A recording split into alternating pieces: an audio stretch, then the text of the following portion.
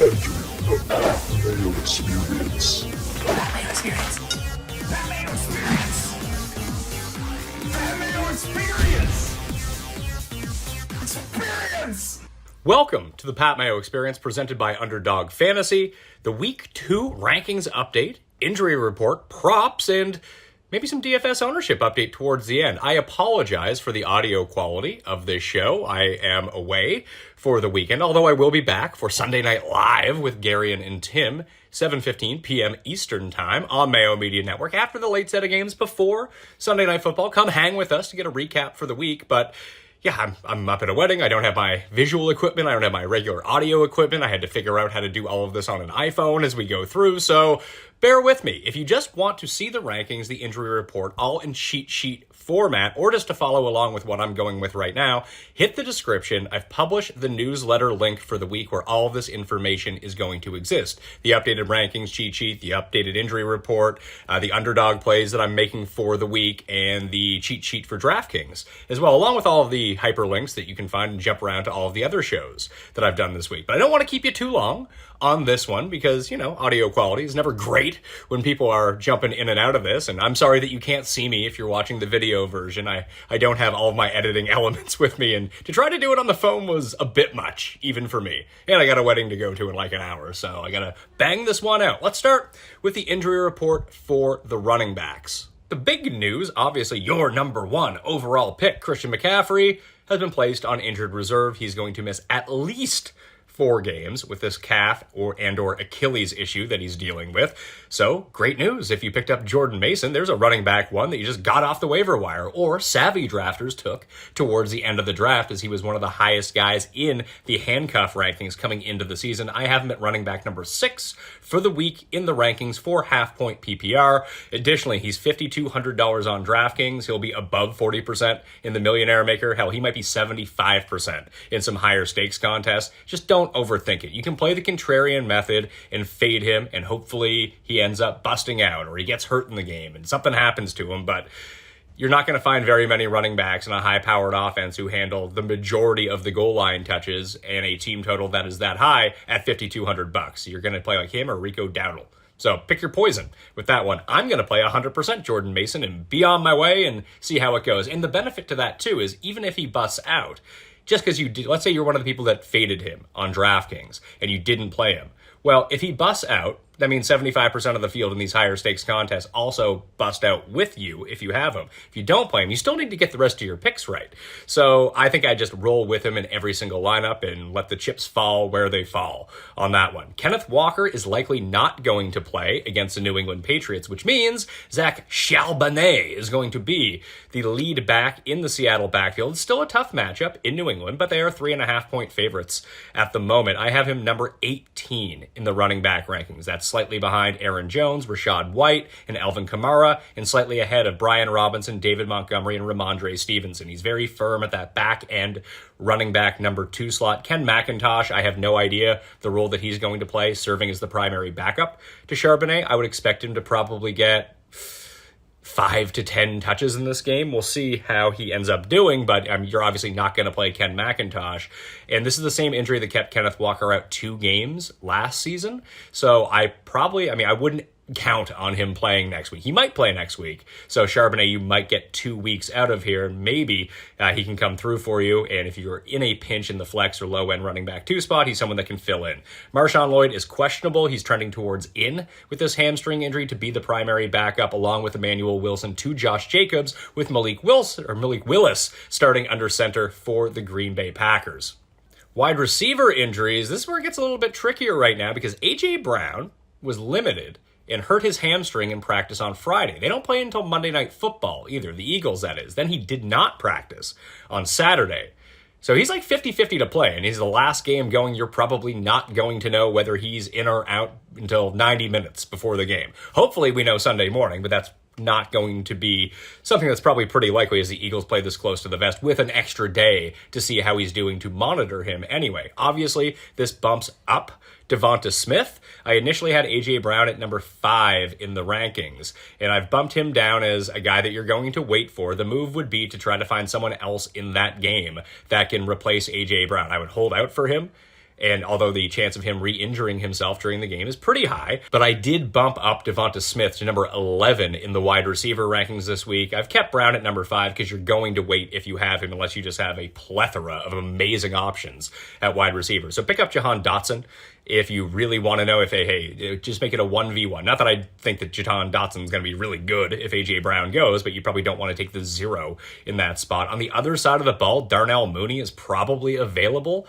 in most spots. He didn't really do anything outside of his opening drive grab last week against Pittsburgh. And although the Eagles' defense is very good, it is not the Steelers' defense. So I would actually probably play Mooney over... Yeah, I would. I would play Mooney over A.J. Brown in that situation, over Jahan Dotson, if A.J. Brown ends up sitting. So maybe that's the move that you can make, and then you can monitor the situation as it goes along. If it really looks like he's going to give it a go, but might play severely reduced snaps, I don't know why they would push that in week 2. That Mooney over Dotson would be the move for me as the replacement from Monday Night Football if you're trying to think about what happens with A.J. Brown, and if you need an out. Jordan Addison is going to be out for the Minnesota Vikings. Jefferson remains number 2 in the wide receiver rankings. I do have Brandon Powell 1 spot ahead of Jalen Neighbors right now, and they're not very highly ranked whatsoever. I have them down in the high 60s. The low 60s. Actually, no, I have Naylor over Powell, 69 to 70 in the rankings. Neither are great plays, and maybe it's because Naylor was also dealing with an ankle injury last week, albeit he did score a touchdown. But in the 2 wide receiver sets after Addison left the game, it was Jefferson running with Powell in those. That might flip this week, but if you're looking for someone who's going to be on the field, that would be Brandon Powell. Now, it is worth noting he had 0 targets in that game, but a lot of that had to do with Minnesota being up by a ton and Sam Darnold not having to pass in the second half. As big underdogs at home against San Francisco, you would expect them to not have to stop throwing at halftime, or something really bizarre has ended up happening. Devon Vale, with his ribs injury, is going to be out against the Pittsburgh Steelers. He's on the Broncos, by the way, if you didn't know who that was.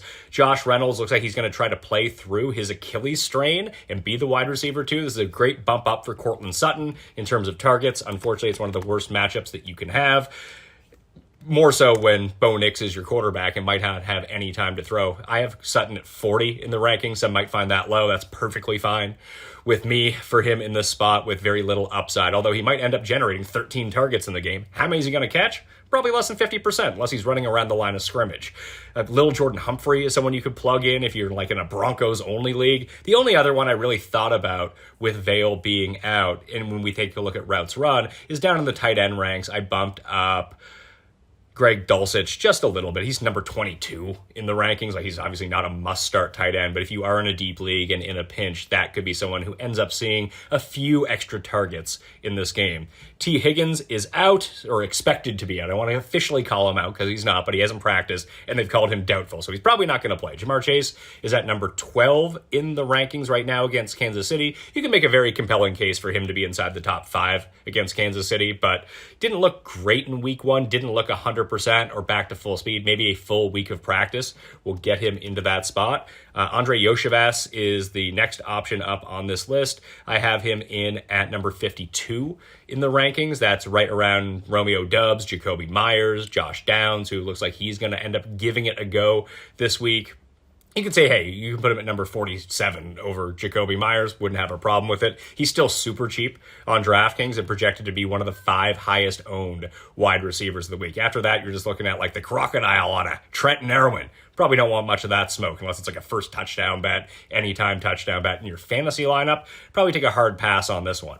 This is the most confusing situation of the weekend. Rome Odunze did not practice all week with a knee injury. He is a game-time decision. Keenan Allen, with his heel or leg or whatever the hell they're calling it, also did not practice all week. He is a game-time decision.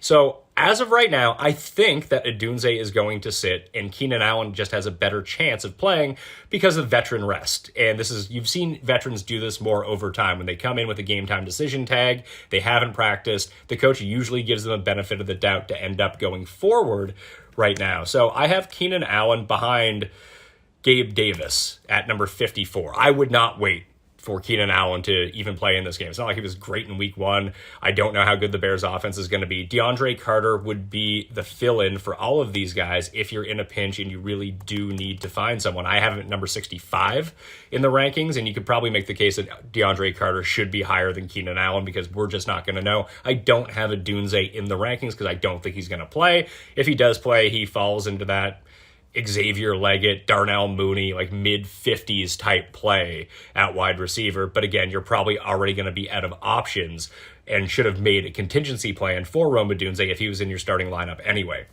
I mentioned Josh Downs. He's a game-time decision. He probably has like a 50% chance of playing. So I did put him into the rankings, and I have him ranked as the highest wide receiver behind Michael Pittman on the Colts this week, but that's still only number 52 in the rankings. If Downs sits, A.D. Mitchell would go from 64 into that high 20 area with Jaden McMillan, Jackson Smith and Jigba, Michael Wilson, like that Jacoby Myers, Romeo Doubs, Yoshivas. He'd be firmly in that tier. Alec Pierce would be slightly behind. Again, not must-starts, but wide receiver 4s, tertiary flex plays in 14-team leagues. That's what you'd be looking at, and pretty decent DraftKings plays if you need the salary savings. Not my favorite, because I actually do like Jalen McMillan the best of those guys down, but I like stacking up the Detroit and Tampa Bay game more than anything else, so that's why I just kind of default to that. Malik Neighbors and his knee injury is expected in, so no worries about him. Jaden Reed popped up with a calf and shin injury. Now, he missed a practice last week with a calf injury as well. He had the 10 days to rest after the game, 9 days to rest after the game Friday night from Brazil, but just based on the fact that you can get re-injured, especially with these calf injuries. Calf injuries have been helpful to no one so far in 2024. It's really hurting everyone down the list, that I had to severely bump him down, along with the fact that Malik Willis is going to be playing quarterback.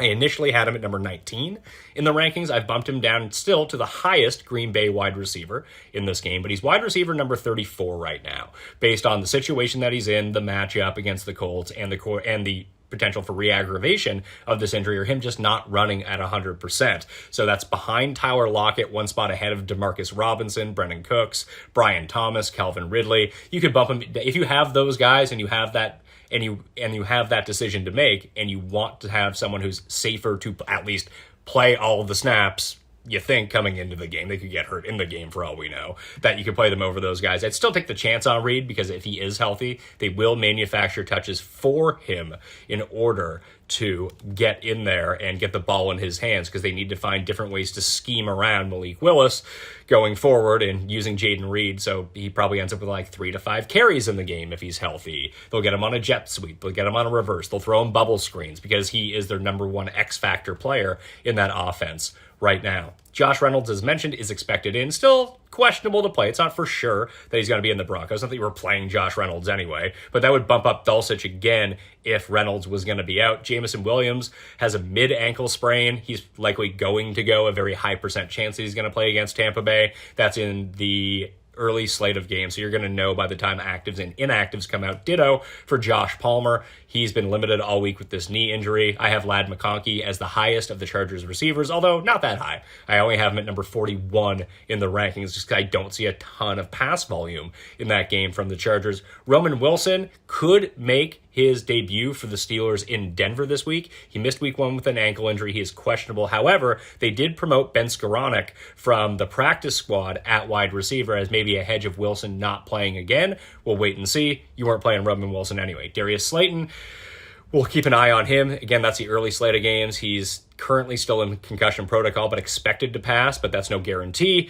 And then Hollywood Brown has been placed on injured reserve. He's went from week to week to month now, probably half the season. You can drop him if you want to, and it's been a big boost for the long-term value of both Rashee Rice and Xavier Worthy in this offense as solidified must-start options every single week. Tight end injuries, if you were waiting for Dalton Schultz on Sunday Night Football, doesn't seem like you need to fear anything. He returned to practice in full on Friday, and he is expected to play in that game. I have him at tight end number 14 this week against the Bears. That's one spot behind Colby Parkinson and Zach Ertz, one spot ahead of Hunter Henry and Theo Johnson. So a very fringy tight end one, a very low-end guy, but if you're in a pinch, you can use him. Davis Allen is out for the Rams. Now, this can work one of two ways. That means that you're going to see more from Colby Parkinson in terms of snap count and routes run on the field, or because they're down a bunch of offensive linemen, they might ask Parkinson to block without Davis Allen back there. Now, Parkinson is a horrendous blocker, so maybe they just bring in a larger tight end as a sixth offensive lineman to chip and help out with Matthew Stafford, and then Parkinson ends up on the other side of the field running routes. I do think he's a very good play this week. I mean, listen, he could put zeros up on the board. It's not like we're going to get a vintage Travis Kelce game from Colby Parkinson, someone whose name that no one really knew as of, let's say, last week. However, he is in a good spot in a higher total game, in a game where there could be a ton of offense, and the Rams historically do beat down the Arizona Cardinals. So I do like him as that fringy, he's he's tight end number 12 right now. And I like him on DraftKings as well, mainly because he's so cheap that he can make a lot of lineups work in that circumstance. More tight end injuries to look at. Jake Ferguson is expected out for the Dallas Cowboys. That means Luke Schoonmaker is probably the one that you want to go to, but it's absolutely not a must start against the Saints. You're hoping for like 2 catches, and one of them is a touchdown if you end up playing him. He is cheap on DraftKings, but I have him number 21 in the tight end rankings. Tommy Tremble is expected out for the Carolina Panthers. I went down the road with Jadavion Sanders in his first ever start last week. It wasn't good. Not good at all. Probably don't want to try that one again. I have Sanders down at number 30. When you're the 30th ranked tight end of the week, you're not very good in fantasy. And David Njoku has an eye ankle sprain. He is going to be out 2 to 6 weeks. So that is the full update of the rankings. Once again, if you want to follow along and see all of the updates in cheat sheet version, you can find them all down in the description right now. A few years back, the irons were the best part of my golf game. But after a swing change about 2.5 years ago, my driver's an absolute weapon at this point, but all of a sudden I couldn't hit my long irons, and even some of my short irons just were not going on the same trajectory that I always wanted them to, or at least that they used to do. So when I heard how the new PXG Black Ops irons can dramatically improve my game, of course I had to give them a try. Anything to improve my golf game. So I called up PXG and I got my current irons, and I took the PXG Irons Challenge, and it has been amazing. The consistency off the club face is unparalleled to any club that I have ever used. Best thing about these irons is because I feel so comfortable that I'm gonna hit the sweet spot on them, I can control the club face, the high, the low, the cut, the draw, no problem. And the new PXG Black Ops irons are the game improvement missile launchers that are going to give you explosive distance, and it's going to feel softer than a baby bunny. The new Black Ops irons are incredibly easy to hit and maximize performance and fun, because getting better is fun. Oh, and they're only $149.99 a stick. That's a great price for a great golf iron. Take the PXG Irons Challenge. It's a ton of fun, and if PXG's new Black Ops irons don't outperform your current irons by delivering either more distance or tighter dispersion, that means better accuracy, during your fitting, you'll get a $100 MasterCard rewards card. Hurry! This offer ends October 7th. Book your fitting today at pxg.com. That's pxg.com. Passion, drive, patience. The formula for winning championships is also what keeps your ride or die alive. eBay Motors has everything you need to maintain your vehicle and level it up to peak performance. Supercharger, exhaust kits, LED headlights, and more. Whether you're into speed, power, or style, eBay Motors has you covered. With over 122 million parts for your number one ride or die, you'll always find exactly what you're looking for. And with eBay Guaranteed Fit, your part is guaranteed to fit your ride every time or your money back. Because with eBay Motors, you're burning rubber, not cash. With all the parts you need at the prices you want. It's easy to make your car the MVP and bring home huge wins. Keep your ride or die alive at ebaymotors.com. Eligible items only, exclusions apply. Let's get to the Underdog Fantasy Picks for week number 2. If you played in the $25,000 PME contest, you can find the leaderboard down in the description right now. You can bookmark it. You can see the week 1 leaders. Again, you need 10 picks per week to qualify for the weekly contest and 180 picks for the year in order to win that $5,000 first prize. But you can see how everyone is doing in the leaderboard, and you can see the old PME in there as well. A classic 50%. for the week. So paying the vig on the pick'em plays so far, but I got a few of them. Some of them pay 20 to 1, some of them pay 6 to 1 this week. The one I'm going to start with is using the CD Lamb free square. And if you haven't used your free square yet, use code Mayo at Underdog Fantasy right now and get a deposit bonus of up to $1,000 and unlock that CD Lamb free square. It's over under 0.5 total yards. So I think that one's probably going to be a winner against the New Orleans Saints. And you can tail both of these entries down in the description, or you can click on the link and then just do the opposite of what I've done, and maybe you'll end up winning that way, because I think I was 0-5 on the one that I gave out on the show last week. So if you just done the opposite, you would have won 25 times your money. So let's see if we can get a 20 to 1 here. So CeeDee Lamb is the first one at 0.5 yardage over, of course. Alvin Kamara, this is one of the Run the Sims favorite plays of the week, under 12.5 rushing attempts. Now, this makes a lot of sense because Alvin Kamara, by and large anyway, doesn't rush the ball that many times, especially underneath the Dennis Allen regime. We'll see if that changes with Clint Kubiak at all. However, as big favorites to Dallas, if you believe, as I do, that Dallas jumps out to a big lead, they're just not going to run the ball that much. Kamara might end up with 9 catches in the game. That would be great because none of those are rushing attempts. So the under 12.5 rushing attempts. Jalen McMillan, I mentioned him earlier that I like him on DraftKings as a part of a Tampa and Detroit stack because he's such a cheap piece in the mid $3,000 range. But I also like him over 30.5 receiving yards. Listen, he's going to run a ton of routes. They're giant dogs in this game to Detroit. So if they do fall behind early, Baker might pass the ball 40 to 50 times. That will be enough for Jalen McMillan. And it might just take one with him as they were looking for him down the field a lot more than they were with Evans and Godwin in week 1. He's more of their stretch player right now. So as long as he's out there running the routes in the 3 wide receiver sets, which he did in week 1, let's go over the 30.5 receiving yards for him. I took KJ Osborne from the Patriots game under 24.5 receiving yards. Well, he is on the field a ton. He runs very few routes. At least that's what we saw in week 1. Obviously, a lot can change from week 1 into week 2, but Osborne is out there to block. He's out there to set the edge and block. He's not running a ton of routes. So unless they end up peppering him with targets, which I don't anticipate, that it would take him like shaking a tackle off a bubble screen or running a slant and someone falls down for him to get over this 24.5. So I'm going strictly under 24.5. And the fifth one to round it out, Jaleel McLaughlin, who was playing first and second down a ton last week for the Broncos against the Seahawks, now gets Pittsburgh. I do like his under of 18.5 receiving yards. Unfortunately, it only takes one for him to juke someone, beat them, but I just feel like TJ Watt is going to be in the face of Bo Nix all day long. They might just not have time to set that up. And if he's not playing the receiving downs, which he wasn't on third down last week, that was Javonte Williams. If that remains, unless you get you're not going to get one of those plays where everything breaks down and Bo Nix is scrambling around on 3rd and 28 and it's a dump off to McLaughlin. He might have some of those opportunities, but if Williams is on the field, that severely limits his upside in receiving yardage. He ended up with 5 catches last week for what?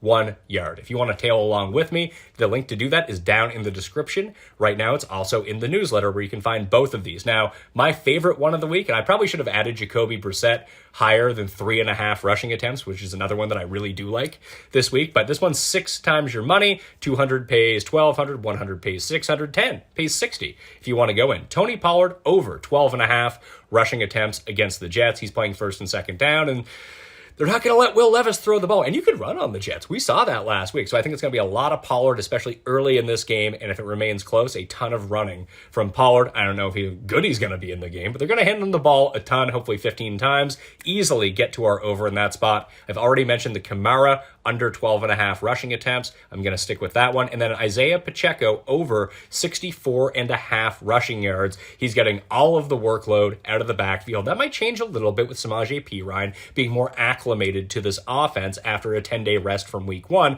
But on the ground, I fully expect Pacheco to be pounding the rock probably 14, 15, 16 times. And we just saw Ramondre light up this Bengals run defense. I think that Pacheco is going to do the same. Those 3 things happen, and boom, we're in the money, winning 6 times your money. Again, you can tail down at the description, and you can use code Mayo at Underdog Fantasy right now and get yourself a deposit bonus of up to $1,000 and use that CeeDee Lamb free pick.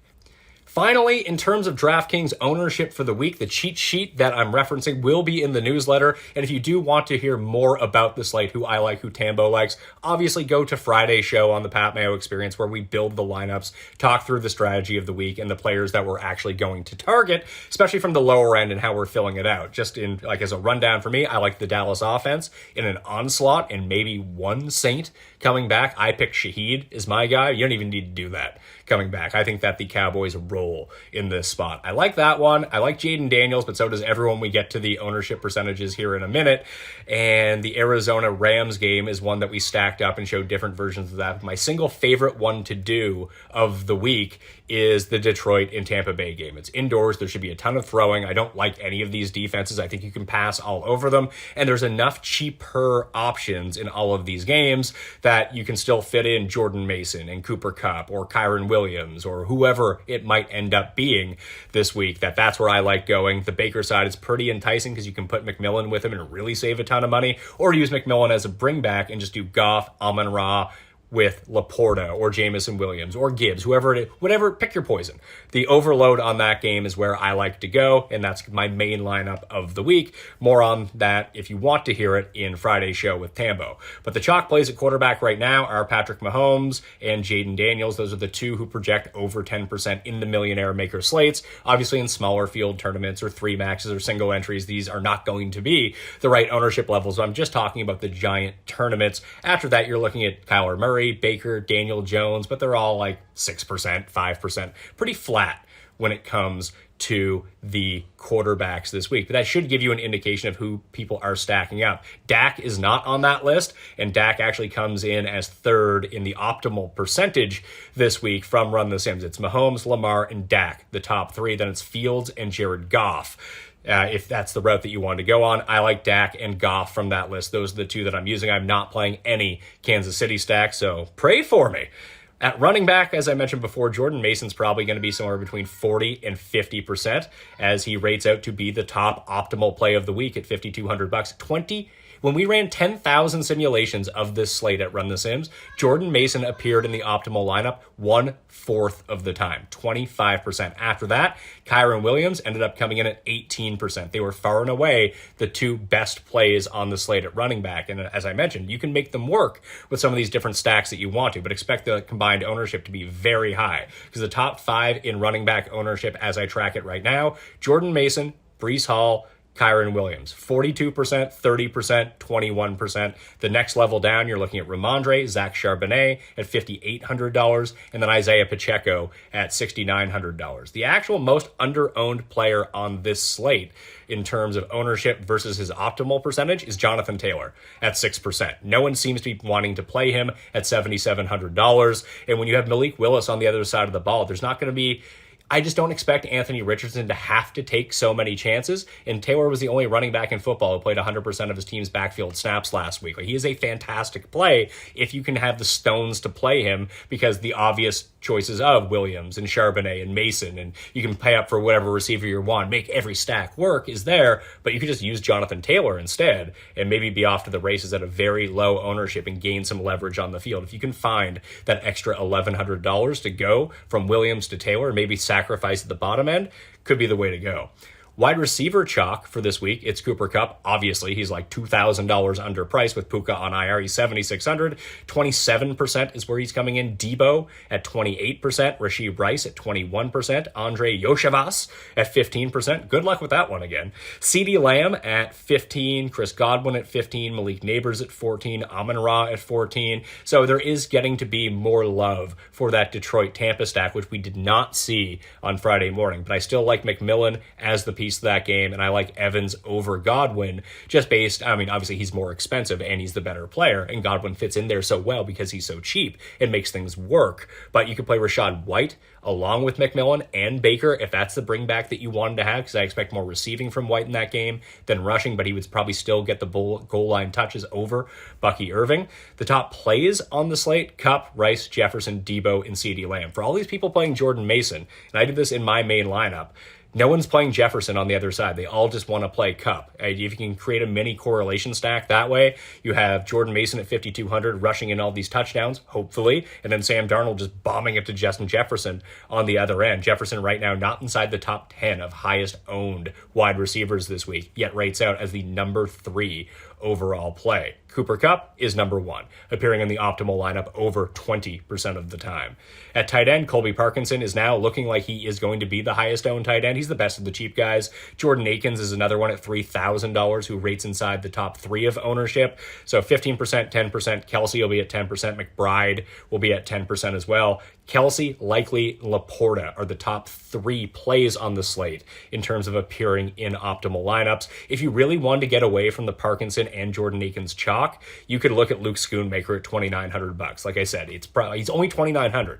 So if he can just find his way into the end zone, he is going to be worth it. And he's coming in at like 1/10 the ownership of these other guys. I mean, it's not like these other guys are any good anyway. They're just pieces to fill out stacks. Not so much Akins because no one's playing the Deshaun stack this week. But for the Arizona Rams game, Parkinson just fits so easily that if you did want to get off that and go to Schoonmaker with Jake Ferguson out, I would completely understand that. Finally, the top Ds this week in terms of ownership, the Colts, the Chargers, the Jags, and the Packers. But the Cardinals do rate out as the number 1 optimal defense. Of course, they might get lit up, but they're so cheap, and you can throw them in. And listen, the Rams are missing 4 of their offensive linemen. Stafford's no stranger to throwing it to the other team either. Other than them, like the Patriots are actually, I think, a pretty good play at $2,800 as well. And the most under-owned defense of the week is going to be the Jets. I actually like some of these very high-end defenses because they're all super low owned because everyone's just stopping at the Chargers at $3,400. For an extra $100, you could have the Steelers defense, which is a much better defense in Denver going against Bo Nix, and that might be the spot where you can get some leverage on the field, all right? Check out the newsletter for the cheat sheet of all of this stuff. That's down in the description right now. Mayo Media Substack if you want to go join it for free. Code Mayo at Underdog Fantasy. RunTheSims.com for all the tools and projections. And that will do it for me. You have a great weekend, and I will see you on Sunday night. All right? See you next time. Mayo experience! Experience!